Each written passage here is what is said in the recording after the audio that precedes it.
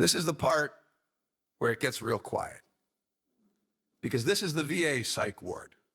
And I know some people hear that and immediately think, yeah, right, this sounds like bullshit. Trust me, I wish it was. I won't name the facility, and I want to be clear, most of the people there were decent, good folks, trying their best. But power? Power changes things. We had a doctor who loved power, not medicine power. The kind of guy who didn't treat people, he collected diagnosis, like trophies. This man had a license plate. I swear to God, it said manic expert. Nothing says trust like branding your car with the illness you barely understand. He was an expert on conditions he wouldn't recognize if they bit him in the ass.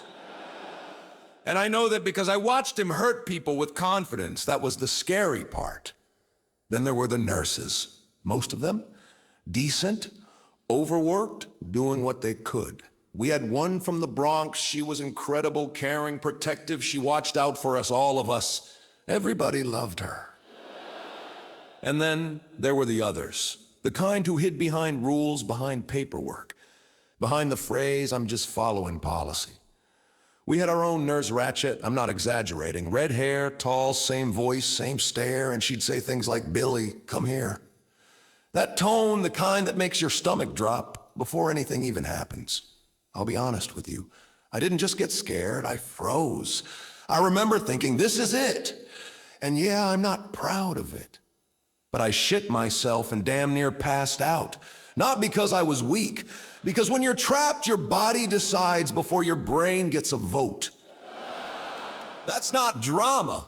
That's survival. And then there were days you'd walk into the day room as an inpatient and look down and see a body on the floor covered with a sheet. A veteran, been in the VA system since World War II. Had a lobotomy. He'd been dead for 12 hours. No one had called it in. That's not chaos. That's neglect. And before anyone says, not all nurses, you're right.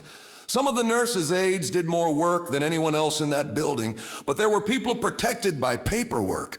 Government employees, you can't fire me clauses. And I'm not saying the VA is evil.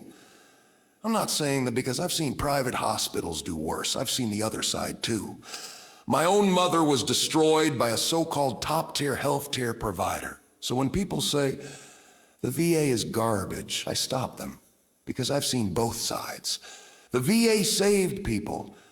The VA failed people. So did everyone else. The real lesson isn't trust this system or hate that one. It's this: be careful who you trust with your body, your mind, your loved ones.